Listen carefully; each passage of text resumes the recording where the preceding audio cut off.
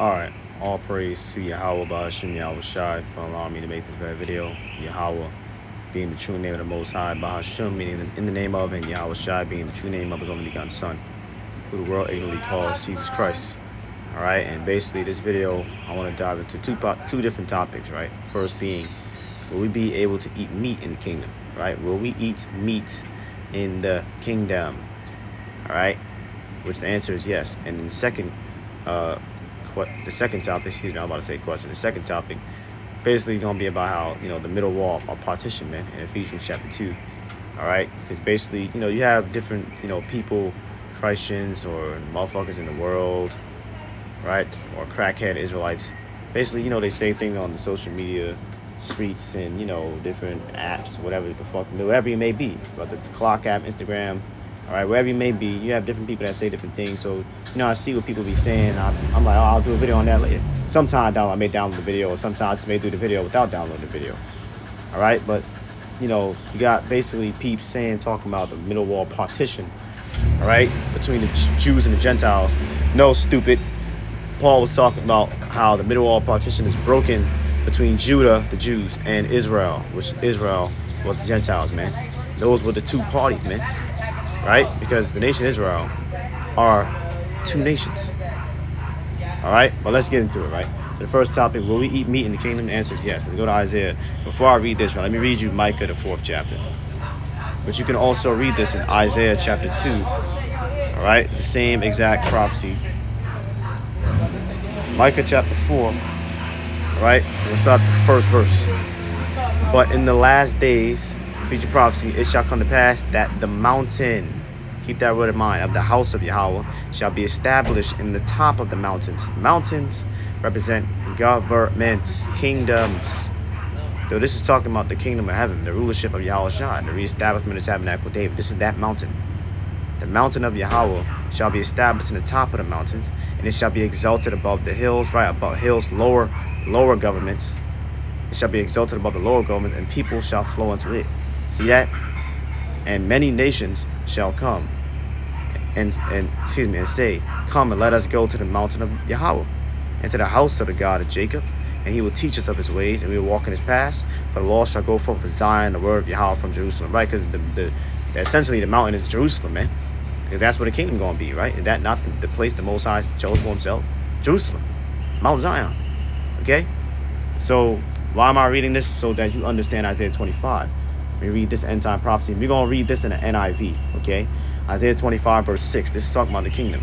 On this mountain, Yahweh Almighty will prepare a feast of rich food for all peoples, a banquet of aged wine, the best of meats. See that? And the finest of wines. So you can't get around that, man. And wine is talking about doctrine, man. We're going to have perfect wine, perfect doctrine in the kingdom. But essentially, also regular wine, man. We're gonna drink that. I believe that's in Zechariah the 14th chapter.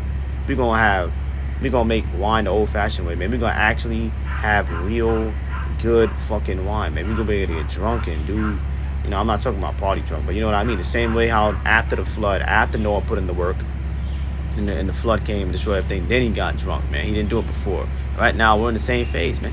Not Yahweh Shai say after the second coming. Your second coming gonna be like days of Noah, So hey, man, Noah was working, man, back to back to back. After everything, then he was at rest, man. Then he got drunk in his tent. We're gonna be able to do the same thing. We're gonna have regular wine, good wine, man. Not all this goddamn additives and ingredients like Esau Edom's wine, man. But the point being made, meats. And it's talking about the kingdom, man. Meats. See that? Meats. So we're gonna be eating meat in the kingdom, man. Meats, man. And it says for all peoples. Initially, it's talking about the nation of Israel, starting with the elect first. But even if the other nations, they're gonna be eating good too. Remember the scriptures say, let's get this scripture, right? Proverbs 29 and verse 2. We'll stay in the NIV. When the righteous thrive, all right, let's switch to KJV. When the righteous are in authority, see that? The people rejoice. Everybody rejoice, man. So the elect, which are the righteous, they're getting ready to be in authority, man. Right? All power and authority is going to be given to them, the same way it was given to Yahweh Shai. It's still gonna be a ranking, but they getting ready to be put in authority, man. To be put on thrones, man. Specifically starting with the 144,000 men. Right? So the earth is gonna be rejoicing, man. Your woman not gonna be allowed to be a slut, a damn whore, commit adultery on you and goddamn take half your shit, get paid for adultery. You're not gonna be eating bread with additives and gluten and goddamn all this garbage. You're gonna drink real fruit, real apple juice, whatever the case may be, man.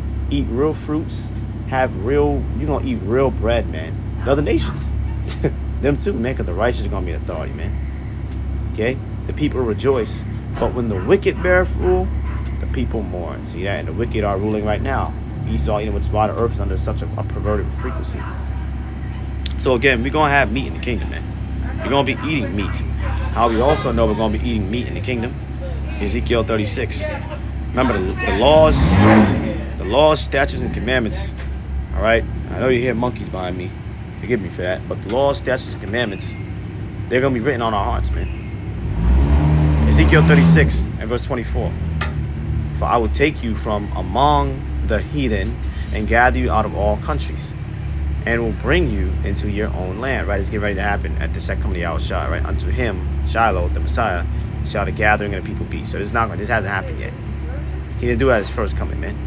Then will I sprinkle clean water upon you, and you shall be clean from all your filthiness, or iniquities, right? And from all your idols will I cleanse you. A new heart also will I give you, and a new spirit will I put within you. A new mind, man. We're going to be wired to keep the law, statutes, commandments completely perfectly, man. And a new spirit will I put within you. This is getting into how Paul talked about our body's going to be changed, man. We're going to be like Yahushua. Perfect, man. And I will take away the stony heart of your flesh, right? I'll take away that hard stiff-neckedness, right? And I will give you a heart of flesh. And I will put my spirit within you and cause you to walk in my statutes, the commandments. And you shall keep my judgments and do them. And you shall dwell in the land and. It's talking about the same thing. And you shall dwell. You have niggas talking about verse 24 happened in 1948. Why they still breaking the law? Right? And you shall dwell in the land that I gave to your fathers, and you shall be my people, and I will be your God. You see that? See that? So again, we're going to have the laws, statutes, and commandments written in our hearts. So being that we're going to have in the kingdom, we're going to be keeping the laws, statutes, and commandments. We just read Micah 4, right? How the fucking nations are going to come to Jerusalem to learn the laws, statutes. What fucking laws do you think it was talking about, man? They're going to learn the laws, statutes, and commandments, right? How do we know that? Zechariah the 14th chapter, right? Let's get that, right? That's why we're gonna be called kings and priests. We're gonna be teaching the other nations the laws, man. But they're not gonna worship their goddamn idols. Remember, this rulership, Yahushua rulership, is gonna be righteousness only, man. Not no goddamn confusion.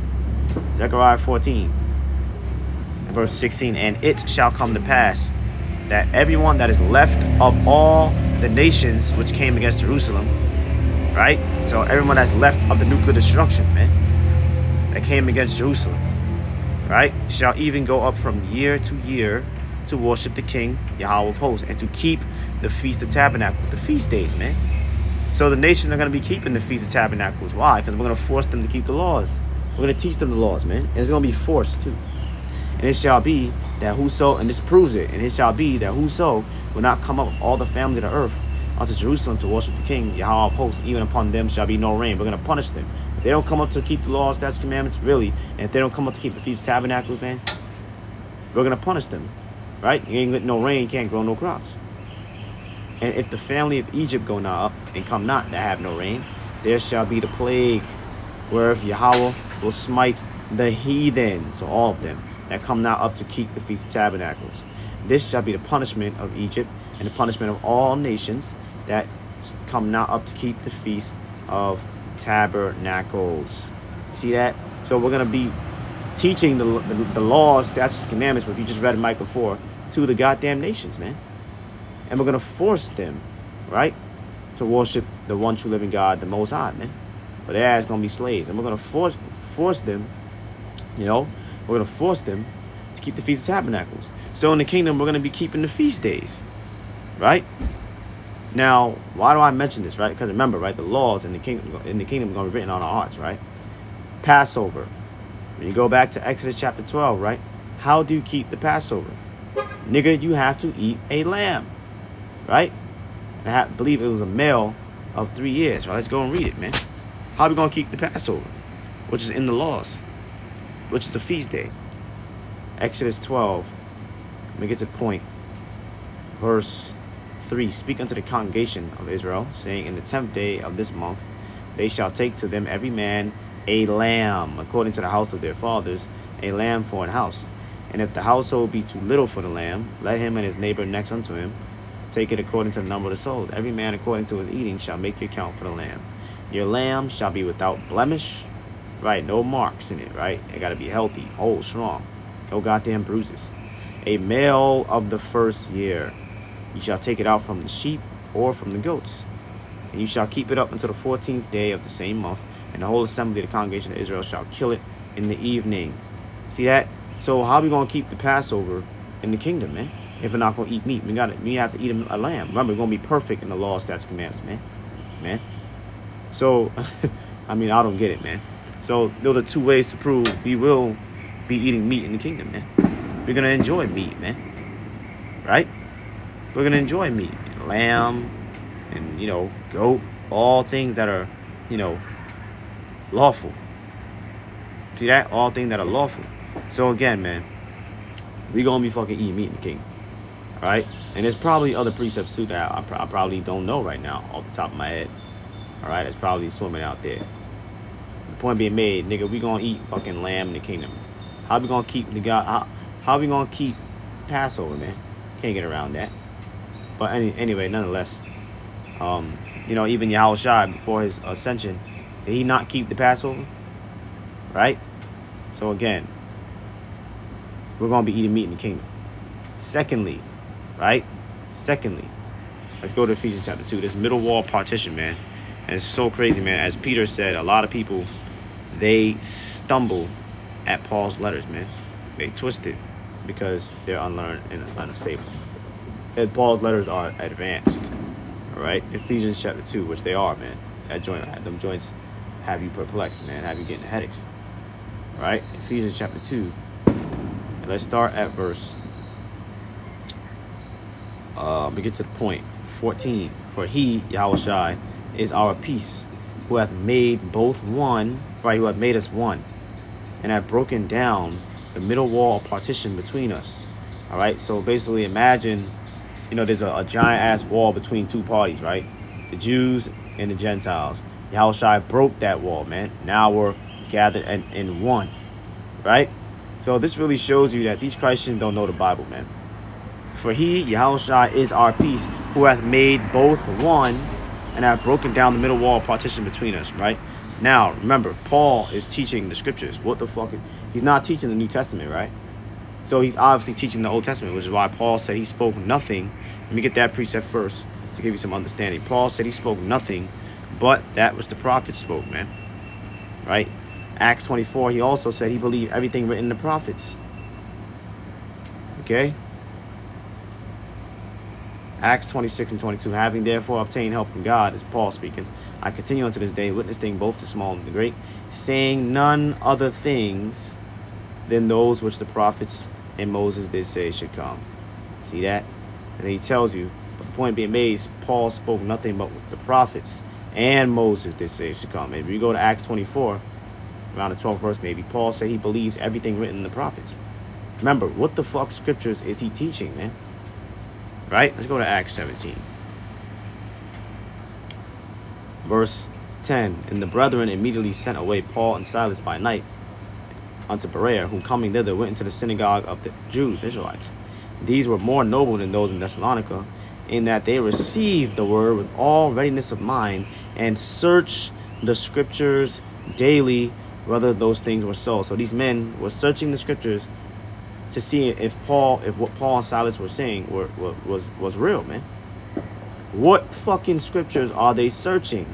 Are they searching the New Testament? That can't be. That's the dumbest shit. Come on, man. So what scriptures are they searching, man? Scripture meaning writings. The Old Testament writings of the prophets, man. Right? Romans 16. Which these niggas don't understand. How is Paul teaching the scriptures, man? When there's no New Testament. It's because he's teaching the Old Testament. Verse 25. Now to him that is of power, now to him that is of power to establish you according to my gospel, and the preaching of Yahushua Mashiach, according to the revelation of the mystery, which was kept secret since the world began, but now is made manifest, is made known. And by how? And by through the scriptures of the prophets, according to the commandment of the everlasting God, made known to all nations for their obedience to faith. Israel, that's in every nation. To God only wise be glory through Yahushua Mashiach forever. Amen. You see that? So again, the mystery, the revelation that was kept mystery since the world began is made manifest through the Old Testament prophets.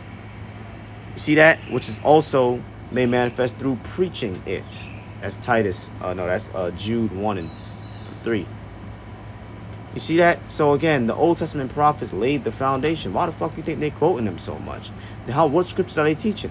How is Paul teaching about the resurrection and about the second coming of Yahushua, what he's going to do when he come back? If there's no New Testament, he's teaching it out of the Old Testament, dummy. That's where knowledge of salvation is, man. So again, Ephesians, which Paul wrote this, verse 14. For he is our peace, who hath made both one, who have made us one. Now I'm going to get a precept on that.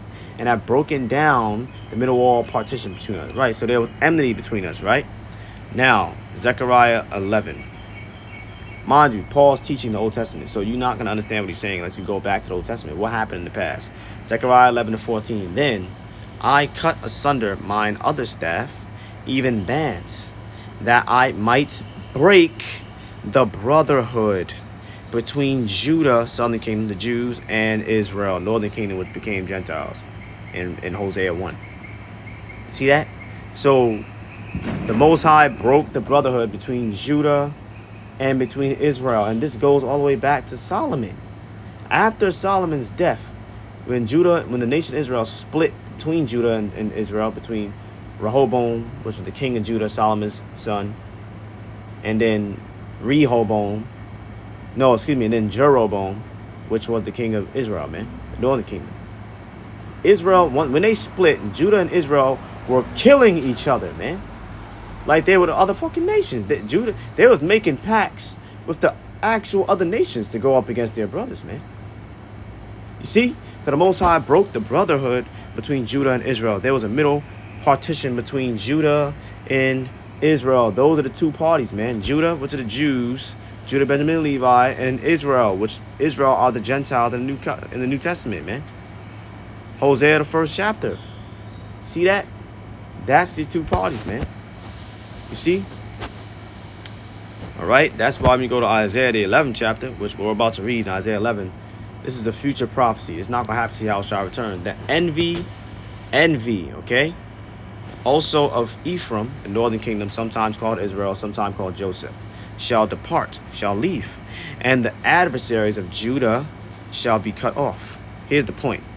Ephraim, the northern kingdom, shall not envy Judah, and Judah shall not vex Ephraim. There will be no more enmity, beef between the two nations, Judah and Israel, because according to Ezekiel 37, Israel is two nations, man. There are two nations, man. Which are the two parties that Paul is talking about in Ephesians chapter 2. Those are the two parties, man. For he, Yahushua, is our peace, who hath made so through the blood of Yahushua, he made us both one again. Which we're going to keep reading and prove that. Who hath made both one, both parties, right? Judah and Israel, one. Wait a minute. One, he hath made us one. John 11. I'm telling you, man, and this is New Testament. You niggas do not know what the hell you're talking about. So, Yahushua, through his sacrifice, made Judah and Israel one, right? This is John 50, verse 51. This is Cephas, the high priest, prophesying. And this spake he not of himself, but being high priest that year, he prophesied that Yahushua should die for that nation, Israel, singular, right? And not for that nation only, but that also he should gather together in one. Gather together in one. See that? Who? The children of God that were scattered abroad. See that?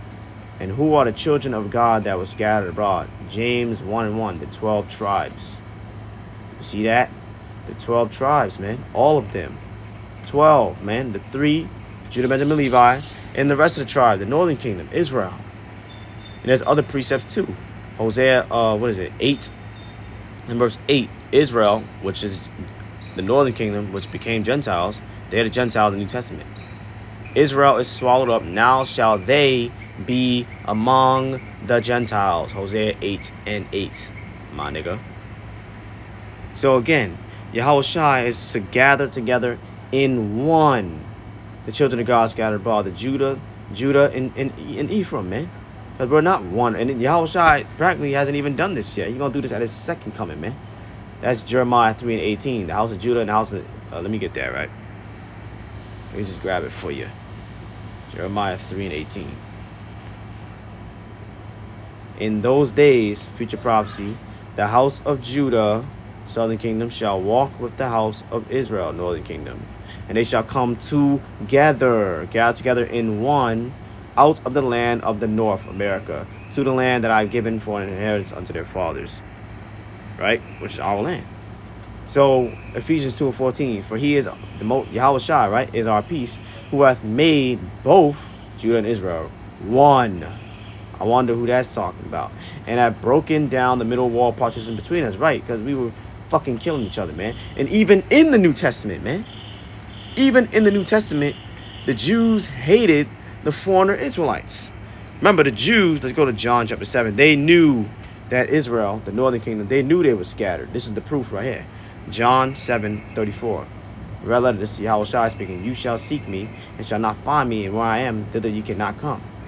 Then said the Jews, Judah, not Israel, Judah, among themselves, whither will he go? Where is he going to go that we shall not find him, right? Will he go unto the dispersed among the Gentiles and teach the Gentiles? They just call these Israelites Gentiles, man. Right? Ezekiel 36. So the Jews are asking themselves, where's he going to go? That we're not going to be able to find him. Is he going to go among the dispersed that are among the Gentiles? The dispersed that are among the Gentiles? Among. Ezekiel 36:19. Again, you can't understand New Testament without the Old, man. And I scattered them, the Israelites, among the heathen, and they were dispersed through the countries, according to their where and according to their doings, I judged them. And when they entered unto the heathen, whither they went, they profaned my holy name. When they said to them, these are the people of the Lord, are gone from out of this land. So again, the Most High dispersed the nation of Israel through the Gentiles, the country, the heathen. So the Jews, well, they're asking themselves, is the Messiah, Yahushua, is he going to go to the dispersed that are among the Gentiles, man, and teach the Gentiles? It's called these dispersed Israelites Gentiles, man. This proves that the Gentiles were Israelites. So why am I reading this? To prove that the Jews, Judah, they knew that Ephraim, Israel, Joseph, they knew they were scattered, man. They knew that. You see that? They knew that. But the problem was they did not like them because they counted them as heathen, man. They looked down on these Israelite foreigners. Remember, these Israelite foreigners were eating like Greeks, talking like Greeks, behaving like Greeks, and not just Greeks. All the other goddamn nations Israel was scattered abroad for goddamn over 700 years, man, before the Messiah came to seek that which was lost, the lost sheep of the house of Israel, man. The scattered sheep, separated sheep. The word lost in the Greek is separated, man. What are they separated from? Their brethren through the scattering, and also separated from the Most High, carried away into dumb idols. So the Jews knew Israel was scattered, damn it. See that? That's why John, he's a Jew. He's a high priest. You can't be a high priest unless you're from the tribe of Levi. Right? So again, why the fuck? And I'm going to actually fact check myself on that. Right? Because you did have Israel.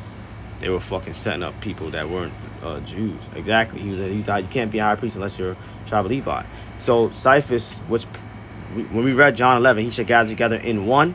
That's a Jew speaking. So that also shows they know the fucking Israelites are scattered. The 12 tribes. James 1 and 1. Acts 26. Around the 4th verse. Paul knew the 12 tribes were scattered. 12 tribes. He didn't say the 3 as in Judah, Benjamin, Levi, the southern kingdom. He said 12, man. They know they're scattered. But you dumb monkey ass niggas, you can't see it, man. Ephesians 2:14 again. For he is our peace, who hath made both, right? Who? Judah and Israel. Judah, which are the Jews. Israel, which are the Gentiles. We read that, man. You have made both one. He made us one through his death. And have broken down the middle wall partition between us, right? Killed the enmity, right? Having abolished in his flesh, in his body, the enmity. See that? The enmity between fucking who? Judah and Israel. Even the law of commandments contained in ordinances. All right. Now, again, Yahushua, he didn't abolish or destroy the law of Moses itself. Matthew 5, right? He said, I did not come to destroy the law. So that would be a direct contradiction. He didn't destroy, or abolish the literal law, of Moses. He abolished the law of sacrifice. For to make in himself of twain, of both, one new man, right? So making peace, and that he might reconcile. That takes it home right there. Both, right? Judah and Israel unto God in one body by the cross, having slain the enmity thereby. So wait a minute. So Yahushua, he reconciled both these parties, right? The Jews and the Gentiles unto God. It's how we know it's talking about Judah and Israel. The word reconcile, again, right? Consile, unite, reconcile. It means to reunite. Just look it up on Google, man. So how are the Gentiles being again, united with the Most High if the Most High clearly was not messing with the heathen in the Old Testament, man? How are they coming back again? See that? You got this is why you got to read in context. How are they coming back to the Most High again when the Most High disregarded the nation in the Old Testament? Right? The average Christian doctrine, since Israel rebelled against the Most High, he opened the door to all nations in the New Testament. So then how are they coming back again? How are they being reconciled to God? And Paul said both are being reconciled to God. Both, Judah and Israel, because they were already there. They're being reunited to God, right? Isaiah 49, let me get that. So it's like, you're just fucking dumb, man. Dumb. Verse 5. And now saith Yahweh that formed me from the womb to be his servant, to do what? To bring Jacob, right? Which Jacob is a great multitude, a multitude of nations, right? Again to him, again. Why does Jacob, which are the Israelites, have to be brought again to the Most High? Again. Reconciled, reunited, again. See that? Though Israel be not gathered, because that's not going to happen to Yahushua return, yet shall I be glorious in the eyes of Yahweh, and my God shall be my strength. So that's what it's goddamn about, man.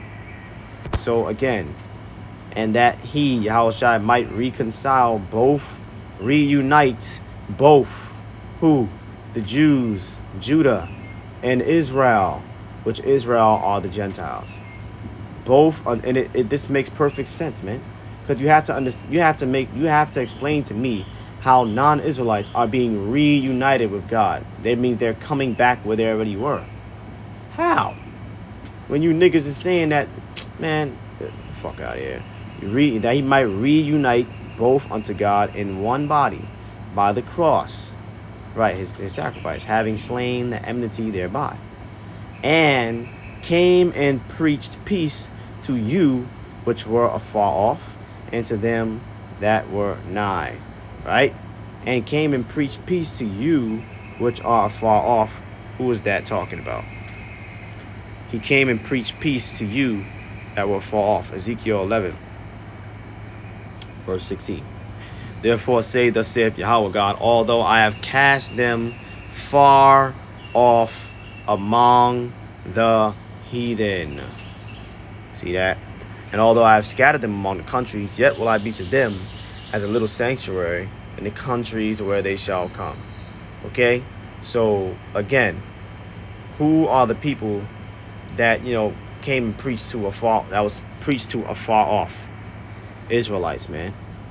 And came and preached peace to you which were afar off. Who is that talking about? Israelites, man. Okay? He's preaching peace. Psalms, right? 85. I love these precepts, man. I love it. He's preaching peace, right? The scripture says there's no peace to the wicked. That's Isaiah 48 in the last verse. Isaiah 57 in the last verse.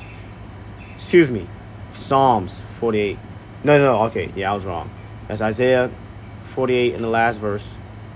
Wait a minute. Let me just fact check now. I fucking forgot. Let's read this first. Psalms 85. All right. Verse 8. Because it said he's preaching peace to them afar off. Only Israel will be preached peace to, man. Right? Because the scripture said there's no peace to the wicked, man. The wicked are the Edomites. I will hear what God, Yahweh, will speak, but he will speak peace unto his people. Which, again, as we read all throughout this video, his people are dispersed among the countries, man. And to his saints, wait a minute, and to his saints. Who are the saints? Psalms 148 and 14, man. Israelites, the children of Israel. But let them not turn again to folly, right? Because if we turn to folly, he's going to punish us. So the Most High is only speaking peace unto his people, which are scattered and dispersed among the heathen, among the Gentiles, throughout the countries, man. Oh, what the fuck you talking about? Let me get that scripture I forgot about. Was it Isaiah or Psalm? I'm pretty sure it was Isaiah, right? Let me check, man. Yep, Isaiah 48, verse 22. And you can also read this. It should be, man, what is it? Isaiah, I forgot. There was another chapter, though. Here's the point. There is no peace, saith Yahweh, unto the wicked. Now, remember how we read all the way earlier in Proverbs 29, when the wicked bear rule, the people mourn? Who are the wicked, right? The Edomites, the so-called white man, the same people that's ruling the earth right now. Second Ezra 6, right? Esau, the end of the world. We're in the end of the world, man. So there's no peace to the Edomites. So how the fuck he's preaching peace to the Edomites? See that? So you niggas are just dumb, right? And came and preached peace to you which were far off. Right, he's preaching peace. Let's get another one. Of Paul's own letters. Paul wrote Ephesians. He also wrote Romans, right? So he's not going to contradict himself, right? Preaching peace, right? Romans 10 and 15. And how is Paul, right? Shall they preach except they be sent? As it is written. Stop. As it is written. Written where? In the prophets. Because remember, Paul believed everything written in the prophets. He taught the scriptures, man. He taught the Old Testament. So he's about to quote Isaiah 52. How beautiful are the feet of them that preach the gospel of peace and bring glad tidings of good things. Now, I'm going to highlight this part, right? Paul just quoted Isaiah 52, right? How beautiful are the feet of them that preach the gospel of peace, right? Ephesians, remember, when you go to Ephesians chapter 2, he came and preached peace to you which were far off. Now, we already proved that's Israelites that were cast far off among the heathen, right? Watch this. When you go back to where Paul's quoting this from, because remember, you can't add to the word. When you go back to where Paul's quoting this from, Isaiah 52, verse 7, it tells you peace is to Zion, the gospel. How beautiful, this is what Paul quoted, upon the mountains are the feet of him that bringeth good tidings, which is the gospel, that publisheth peace. Remember, Ephesians 2 came and preached peace to you which were far off, right? Who's peace for? Semicolon, so it's talking about the same thing, right? Pick up on that. That bringeth good tidings of good, that publisheth salvation, that saith, excuse me, unto Zion. Your God reigneth. See? Zion. So that's how it works. That's how you get understand. You have to go back to Paul's source, where he's quoting it from, because he's not adding to it or taking away from it. You can't do that. Revelation 22. Right? In 18:19, you can't add or take away from the word. So if Paul's quoting this, what the fuck does that imply? So when you go back to Ephesians, which Paul also wrote Ephesians, he came and preached peace to you which were far, preached peace. Right? So you that were far off. Who the fuck was he preaching peace to? Zion. Zion. Which proved the Romans were Israelites, man. So just stop playing, man. And we'll finish the rest of Ephesians 2 for extra application. For through him, we both have access by one Spirit unto the Father. Right, through Yahushua, we have access to the Most High. Now, therefore, you are no more strangers and foreigners, but fellow citizens with the Israelites and of the household of the Most High. Right, they're no more strangers no more, man, and foreigners, man. Because they're, again, reconciled, reunited, brought back to where they already were, to the Most High. And are built upon the foundation of the apostles and prophets, Yahushua Mashiach himself being the chief cornerstone, right? Sure foundation. In whom all the building, which the believers are the building, right? Fitly framed together, groweth unto an holy temple in Yahweh, our bodies are the temple, we are the building, right? In whom you also are built together for an habitation of God through the Spirit. Israelites. Right, now let me get this real quick, because we are the building, man. It's not a literal building. The Most High does not fuck with buildings, man. Right? 1 Corinthians, which Paul wrote Corinthians as well, so he's not going to contradict himself. 3 and verse 9. For we are laborers together with God, right? Laboring, doing the will of the Most High. You are God's husbandry. Right? A husbandry is like a vineyard, man. That goes back to Isaiah 5. Paul's continuously quoting the Old Testament, man, because that's all he's teaching. You, here's the point, are God's building. It's the believers, not a fucking temple or a church building, man. Okay? So, again, that we hit both topics, man. We're going to close out there. So, it's like, hey, man, all praise to Yahweh, Shem Shai, Lord, really edified. And with that, we're going to say strong shalom. Shalom, man.